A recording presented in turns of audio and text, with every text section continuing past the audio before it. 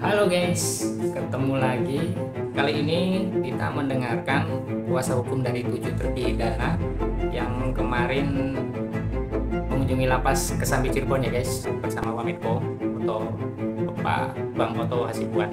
Baik guys, langsung saja kita simak info terkini dari kuasa hukum terpidana Bang Jutek Bongso. Salam keadilan.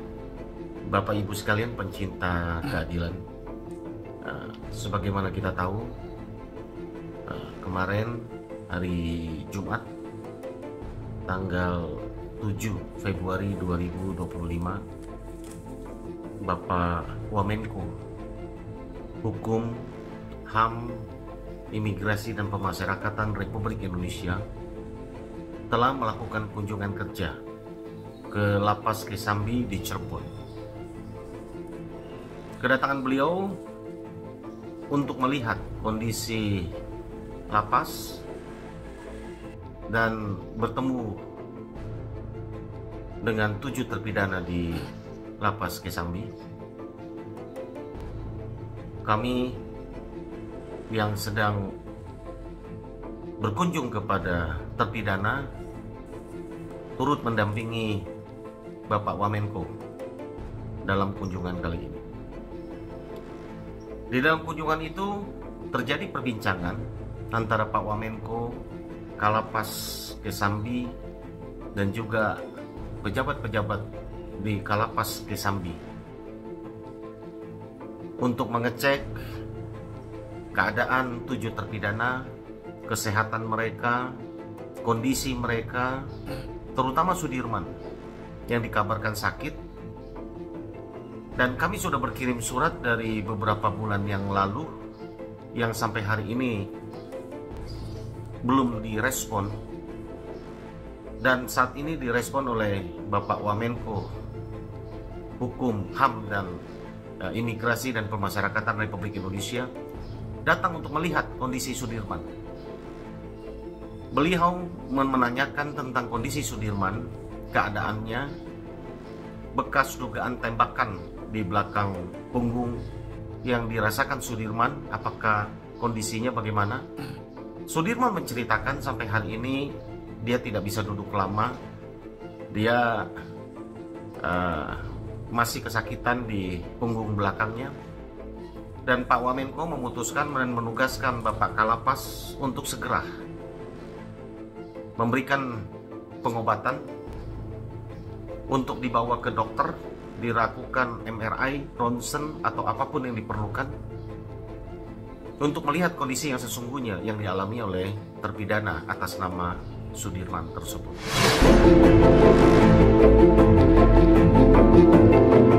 Ya guys, jadi Sudirman itu di tulang ekor atau belakangnya itu masih sakit sampai sekarang guys.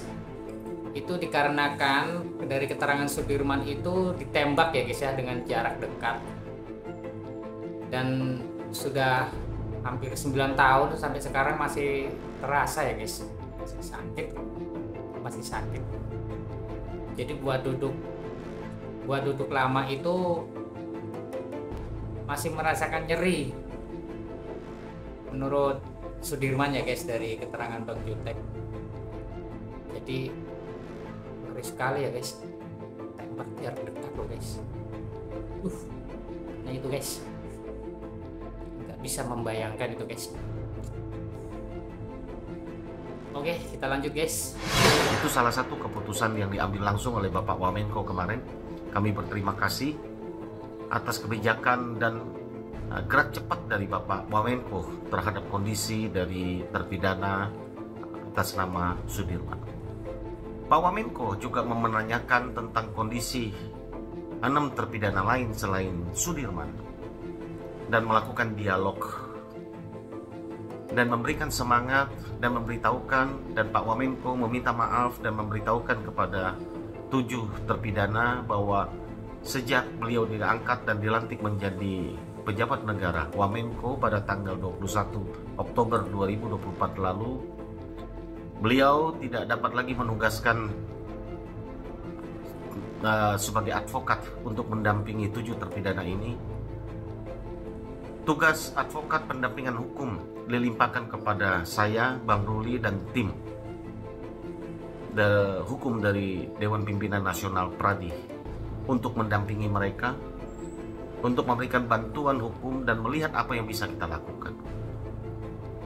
Walaupun demikian, Pak Wamenko menyampaikan, walaupun banyak masyarakat bersuara, di mana Pak Wamenko, dan hari ini terjawab. Pak Wamenko sendiri memberikan klarifikasi bahwa dia terus mengikuti perkembangan itu dan apa yang bisa dia lakukan sebagai Wamenko yang tidak bertentangan dengan undang-undang hukum yang berlaku di Indonesia, dia akan lakukan untuk membantu 7 terpidana ini. Itu komitmen yang disampaikan kemarin kepada 7 terpidana. Kita ucapkan terima kasih kepada Bapak Wamenko yang terus memberikan perhatian, menegakkan keadilan. Hal ini dilakukan oleh Pak Wamenko, oleh karena Pak Wamenko ini adalah juga ketua tim dari hukum DPN Pradi awal, sebelum menunjuk kami sebagai koordinator tim dalam pelaksanaannya. Jadi beliau sangat tahu kondisi, keadaan, jalan cerita sebenarnya daripada 7 terpidana ini. Dan pertemuan dengan 7 terpidana kemarin diwarnai dengan suasana haru. Ketika diberikan kesempatan kepada para 7 terpidana untuk menyampaikan apa yang mereka mau sampaikan kepada Bapak Wamenko, mereka terharu dan menangis. Saya pribadi tidak dapat menahan air mata. Terus terang saya sedih. Kenapa? Karena sebagai manusia, saya merasa tidak berdaya. Sebagai advokat, saya tetap harus memperjuangkan mereka apapun yang terjadi. Ketidakberdayaan sebagai manusia terus kita perjuangkan melalui jalur-jalur hukum yang ada. Masyarakat dapat mengikuti kasus ini dan menjadi pelajaran bagi negara ini. Bagaimana sulitnya untuk mendapatkan keadilan, access to justice bagi masyarakat.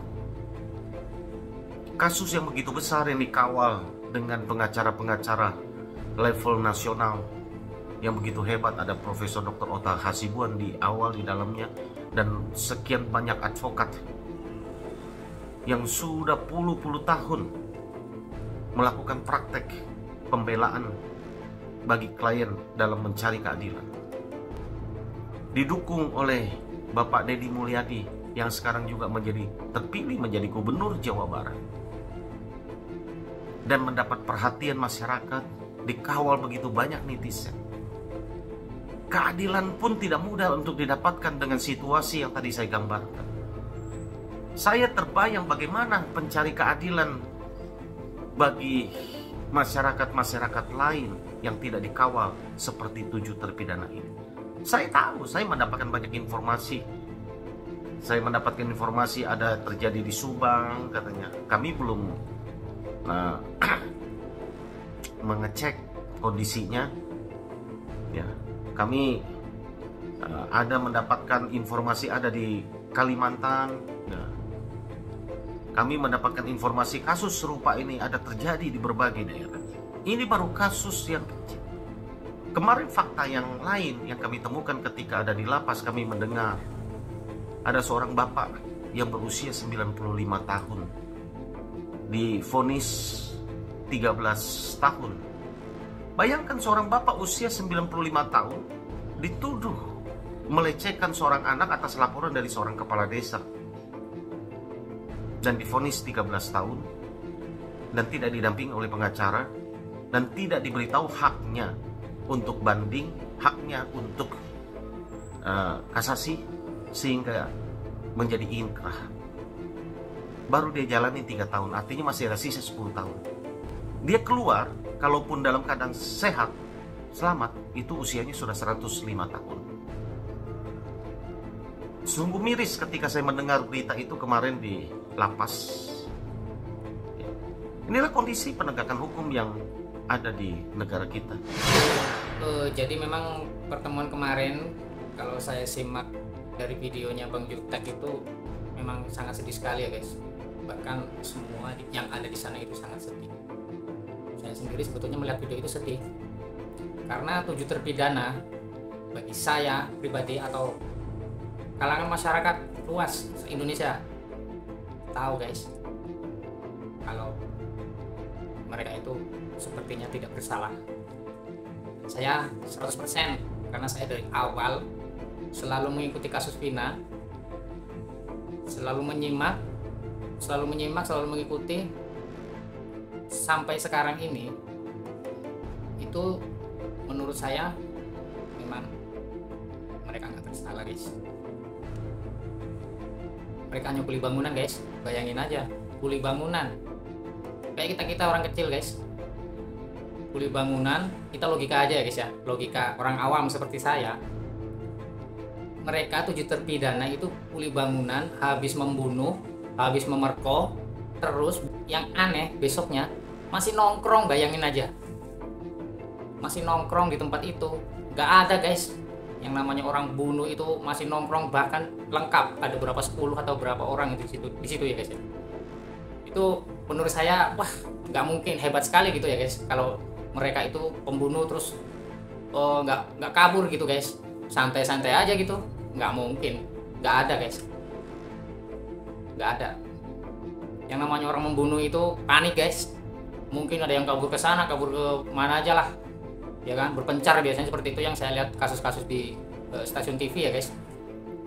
Itu ada yang kabur kemana, nyebrang kemana ya kan, nyungsep kemana ya kan, ada yang nyelam ya kan.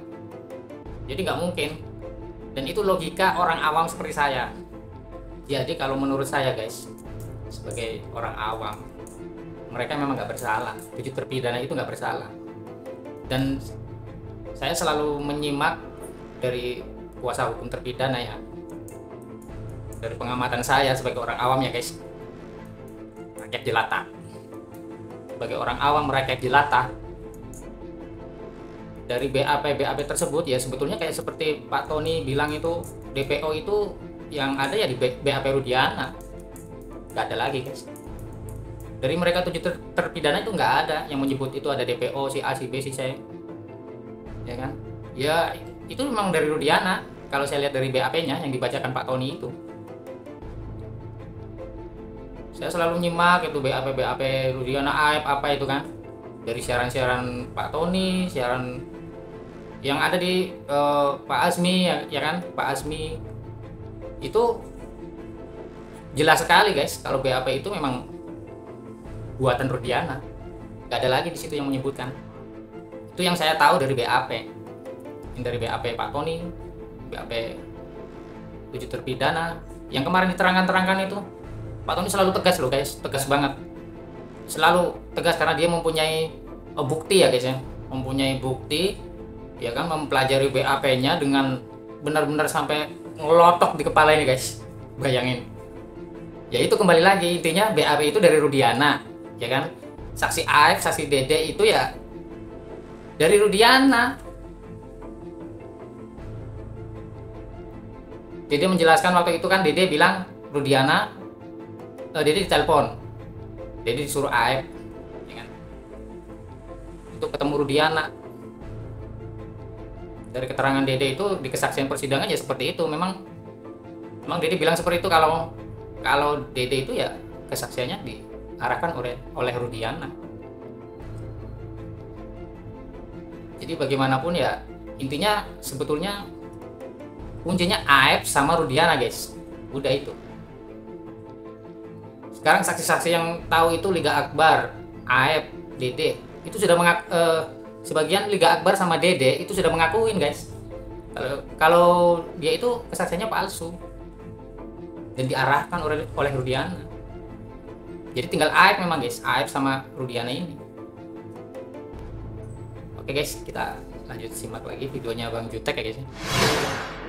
Pak Wamenko mendengar langsung dan akan segera mengambil sikap, khususnya kepada 7 terpidana yang ada di lapas Kesambi.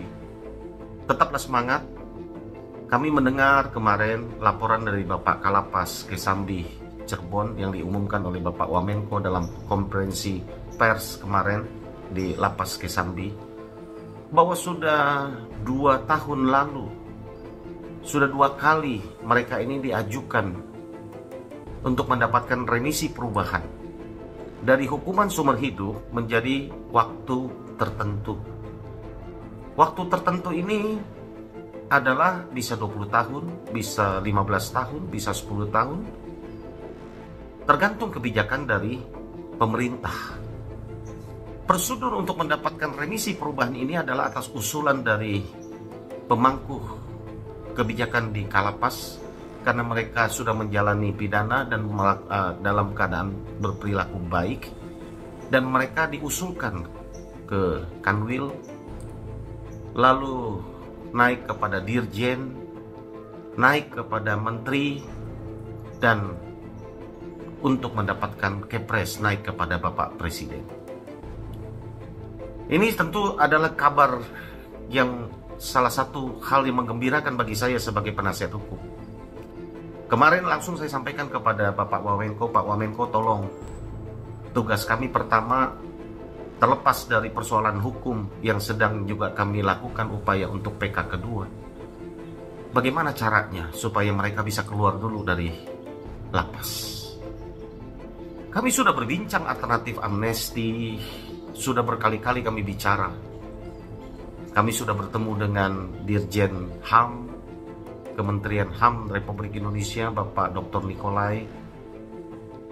Kami juga sudah berbincang di dalam Kementerian HAM dan juga Hukum HAM dan Imigrasi Permasyarakatan itu sendiri, ada Pak Wamenko di situ.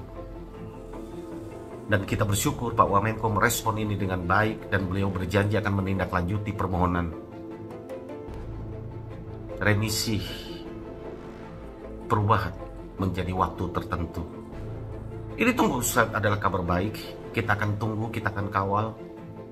Mudah-mudahan perubahan, ya, mendapatkan remisi perubahan ini membuat hukuman mereka, entah itu menjadi 10 tahun, entah berapapun, artinya ada perhitungan waktu yang dapat membuat mereka keluar dari lapas dalam kondisi masih sehat dan masih hidup.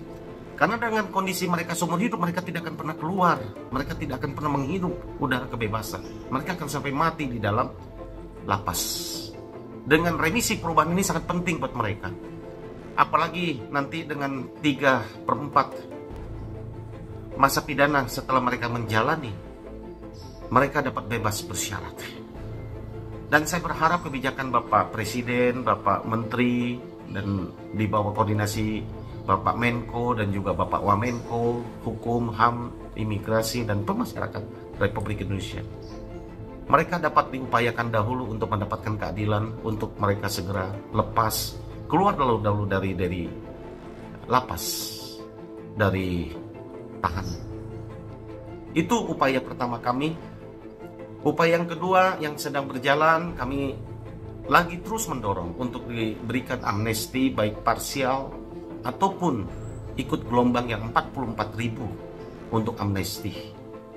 Pintu terbuka begitu lebar bagi mereka untuk upaya keluar lebih dahulu, apapun yang bisa dapat kami lakukan yang dimungkinkan oleh undang-undang, yang dimungkinkan oleh hukum Republik Indonesia. Sebagai pengacara, sebagai advokat, kuasa hukum mereka, penasihat hukum mereka, tentu kami akan berikan yang terbaik bagi mereka. Ya. Setelah itu, kami akan mengambil langkah hukum, terus mengawal kasus ini.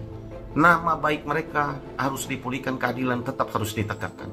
Walaupun nanti mereka sudah di luar, kami tetap terus akan mengawal kasus ini, akan melakukan upaya hukum PK kedua. Karena peristiwa ini sudah terang benderang. Mereka dituduh melakukan pembunuhan atas apa yang mereka tidak lakukan. Ada hanya Aib dan Dede yang melihat bahwa ini mereka pembunuh. Terjadinya pembunuhan itu. Dan sebagaimana kita tahu, kita sudah melaporkan Aib ini kepada kepolisian, Bareskrim Mabes Polri. Sampai hari ini perjalanan penyidikan berjalan begitu lambat. Kami bersurat kepada Komisi 3, ya, mohon direspon Komisi 3 DPR RI. Ya, kami bersurat juga kepada Bapak Kapolri mohon direspon surat kami. Kami akan menerangkan secara kronologis, kami akan berikan bukti sama seperti ketika kami menghadap kepada Kementerian HAM kemarin untuk mendapatkan keadilan bagi 7 terpidana ini. Walaupun jalan begitu sulit, berliku, bersurat kepada Komisi 3, ya, mohon direspon Komisi 3 DPR RI, ya, kami bersurat juga kepada Bapak Kapolri, mohon direspon surat kami. Kami akan menerangkan secara kronologis, kami akan berikan bukti sama seperti ketika kami menghadap kepada Kementerian HAM kemarin untuk mendapatkan keadilan bagi 7 terpidana ini. Walaupun jalan begitu sulit, berliku, tapi percayalah bahwa kami tetap akan mengawal mereka. Para terpidana yang masih mendekam di dalam lapas Kesambi, sabar, tabah, tetap semangat. Kami tidak akan pernah meninggalkan kalian. Dan itu disampaikan oleh Bapak Wamenko kemarin. Dia perintahkan kepada saya selaku Ketua Umum Peratih untuk tetap mengawal mereka walaupun apa yang akan terjadi. Kami terus akan mengawal ini. Mudah-mudahan tidak berapa lama lagi proses pengajuan remisi perubahan waktu tertentu ini akan dikabulkan. Ini yang paling cepat menurut kami, yang paling mungkin, karena ini sudah diusulkan dari 2 tahun lalu oleh Kalapas. Bukan baru sekarang, sudah 2 tahun lalu dan sudah berkali-kali, bukan sekali. Pihak Kalapas melihat mereka melakukan mempunyai perilaku yang baik. Ini kita akan kawal, apapun itu yang kita jalani dulu. Yang penting mereka bisa keluar lebih dahulu. Baru proses hukum, penegakan hukum untuk mencari keadilan terus kami akan lanjutkan bagi mereka. Bapak Ibu sekalian, ini adalah potret hukum Indonesia yang kita cintai. Tetap kita harus lakukan perubahan. Kita tetap kawal, kita terus memberikan masukan. Mudah-mudahan Indonesia tambah baik dalam penegakan hukum. Indonesia makin maju. Ya. Dan terima kasih kepada semua yang sudah mendukung tim Bapak Deddy Mulyadi, ya, yang terus juga memberikan perhatian kepada kasus ini, memberikan dukungan untuk mendapatkan keadilan bagi para 7 terpidana. Bapak Wamenko, terima kasih, dan seluruh tim hukum yang bekerja, ya, melayani, memberikan bantuan hukum bagi 7 terpidana ini. Semoga keadilan ini dapat ditegakkan. Salam keadilan, Bapak Ibu. Guys, saya salut guys sama pengacara-pengacara hebat itu yang membela 7 terpidana ya guys ya. Itu mulia sekali bagi saya guys, sangat mulia itu. Memang perjuangannya itu amat sangat berat guys. Bayangin guys, segitu banyaknya pengacara, mereka masih bisa ditolak ya kan. Ini sekali pokoknya guys. Kita dukung terus guys, semampu kita. Kita bersuara terus ya guys ya. Yang di media sosial ataupun yang gerakan secara langsung seperti kemarin aksi damai, atau yang di media sosial, apapun itu media sosialnya guys ya, suarakan terus guys untuk keadilan 7 terpidana. Karena bagi saya ini yang mengikuti ya guys ya, mengikuti kasus ini menyedihkan sekali guys, miris sekali guys dengan kasus ini guys. Ya kita doakan ya guys ya, semoga saja 7 terpidana bisa bebas. Ya kita selalu support ya guys ya. Semoga kuasa hukum 7 terpidana diberi kemudahan ya guys ya dalam menangani kasus ini dan 7 terpidana bisa bebas. Terutama tim Pradi ya guys, yang juang mati-matian itu guys demi keadilan untuk 7 terpidana. Oke guys, itu aja ya guys tayangan dari saya yang mengabarkan terkini dari video dari kuasa 7 terpidana kasus Pina Cirebon ya guys, Bang Jutek Bongso. Kita semua mendoakan semoga kasus ini cepat selesai dan masyarakat bisa mendapat keadilan khususnya untuk 7 terpidana. Merdeka.